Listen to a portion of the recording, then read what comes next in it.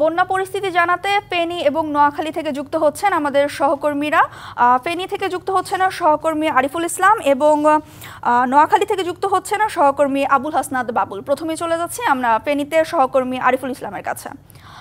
আরিফ, আজকের পরিস্থিতি কেমন দেখছেন, আমাদের বিস্তারিত জানাবেন।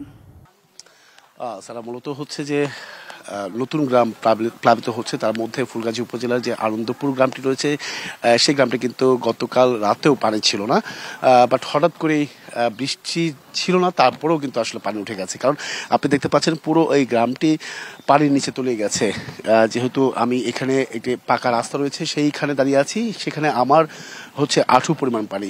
এই পানি শুধুমাত্র যে রাস্তাতে সীমাবদ্ধ নয়, সাধারণ যে মানুষের বসত ভিটা রয়েছে সেখানেও পানি উঠেছে, যার কারণে মানুষের তীব্রকর যে ভোগান্তি, সেই ভোগান্তি কিন্তু পোহাতে হচ্ছে সাধারণ মানুষের। এমনকি অনেকে বলছেন যে এখানে বিগত 22 বছরও এমন পানি দেখেনি, 20 বছরও। এখানে যদি জানতে চাই যে কি ধরনের সমস্যা পড়তে হচ্ছে আপনাদের, কি ধরনের ভোগান্তি পড়তে হচ্ছে একটু। জি, আমাদের এইদিকে হচ্ছে আপনার বেশিরভাগ ভোগান্তি হচ্ছে যে আমাদের বর্তমান আমরা এখন আছি বরকতুল্লাহ সমাজে, এবং কি আমাদের পশ্চিমে আরো একটা গ্রাম আছে, তার নাম হচ্ছে আপনার জামুডা গ্রাম, বুঝছেন। ওই দিকের মানুষ যাতায়াত করতে অনেক কষ্টকর হয়ে যায়। কারণ হচ্ছে এই জায়গাটা পানি কি গতকালকে ছিল? না, এতটুকু ছিল না। কালকে ছিল আপনার পানি, ওই যে ওইখানে চিরচিরে পানি, রাস্তা উঠবো এরকম ভাব, কিন্তু রাতের মধ্যে কোনো বৃষ্টি আসছিল না, হঠাৎ করে পানি বাড়িয়ে গেছে আর কি। এবং কি আমাদের এইখানে বর্তমানে যারা আছে যাতায়াত করতে, যে প্রথমত হচ্ছে আমাদের মা বোনরা আছে না, কিছু জনের ডেলিভারি সমস্যা হয়, ওই সময় অতিরিক্ত কষ্ট করে আর কি, অনেকজনের যাতায়াতে কষ্ট। জি, আসলে সারা বিষয়টা হচ্ছে যে এখানে পানি উঠার যে বাড়ি বা ঘরবন্দি, পানি ওঠার কারণে অনেকে ঘরবন্দি রয়েছে, সেই বাড়ির মধ্যেই কিন্তু আমরা গিয়ে একটু দেখানোর চেষ্টা করব বাড়ির পরিস্থিতিগুলো। তাদের যে দৈনন্দিন কাজ, সেই কাজ কিন্তু ব্যাহত হচ্ছে।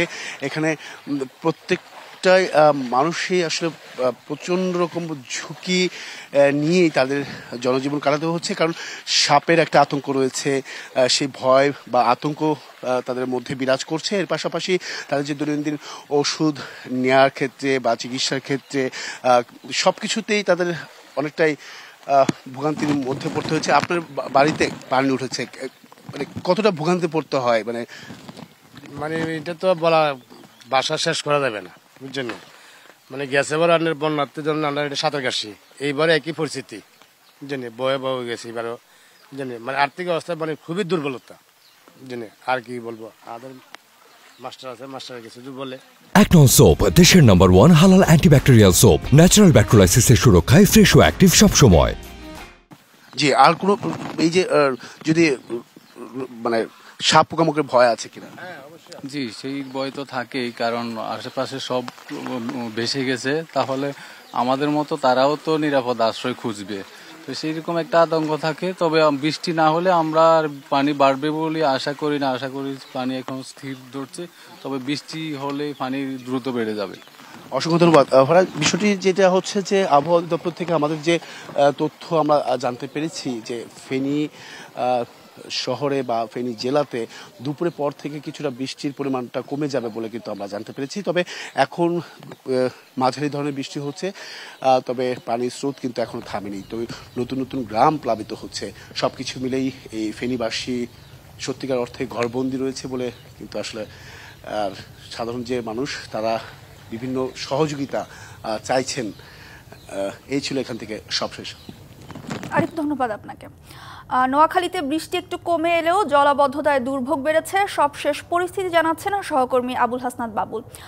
বাবুল, পরিস্থিতি কেমন এবং জনদুর্ভোগ কেমন দেখছেন, আমাদের বিস্তারিত জানাবেন। জনদুর্ভোগ সেই আগের মতোই রয়েছে।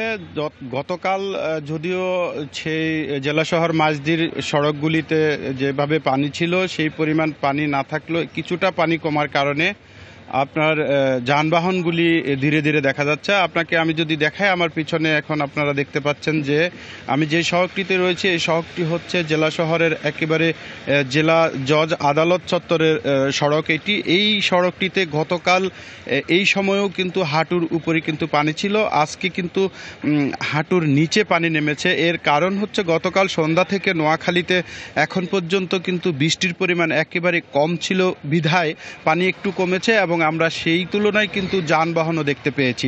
আমরা এখানে কথা বলেছি কিছু যানবাহনের চালকদের সাথে কথা বলেছি, তারা যেমনটি আমাদেরকে জানিয়েছেন, তারা বলছেন যে এই বিগত 10 বছর পর্যন্ত কিন্তু নোয়াখালী জেলা শহরে এইভাবেই কিন্তু প্রতি বছর বর্ষায় সামান্য বৃষ্টিতে জলাবদ্ধতার সৃষ্টি হয়, কিন্তু জলাবদ্ধতা যখনই সৃষ্টি হয় তখন প্রশাসন একটু নড়ে চড়ে বসেন, তৎপরতা দেখান, খাল সংস্কার, ময়লা সংস্কার, ড্রেন সংস্কার এগুলি নিয়ে ব্যস্ত থাকেন। কিন্তু তাদের দাবি বরাবরই একটি, সেটি হচ্ছে যে কখনো প্রশাসনের পক্ষ থেকে বা এই পৌরবাসীর পক্ষ থেকে এই জলাবদ্ধতার জন্য আগাম কোনো উদ্যোগ গ্রহণ করা হয়নি। যদি প্রতি বছর বর্ষায় যেহেতু এই সড়কগুলি বন্ধ থাকে, সেই কারণে যদি সেই যদি ব্যবস্থা নেওয়া হতো তাহলে কিন্তু নোয়াখালী জেলা শহরের এই জলাবদ্ধতার হাত থেকে মানুষ কিন্তু রক্ষা পেত। তো সেই আলোকেই কিন্তু বরাবরের মতো এখানকার জনদুর্ভোগ কবলিত এলাকার মানুষের দাবি, এই যে নোয়াখালীর প্রত্যেক উপজেলার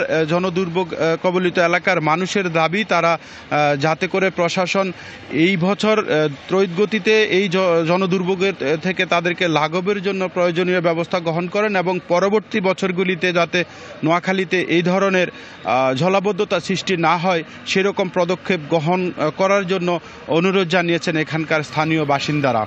তো আমার কাছে নোয়াখালী থেকে জনদুর্ভোগের এই ছিল সর্বশেষ। বাবুল, ধন্যবাদ।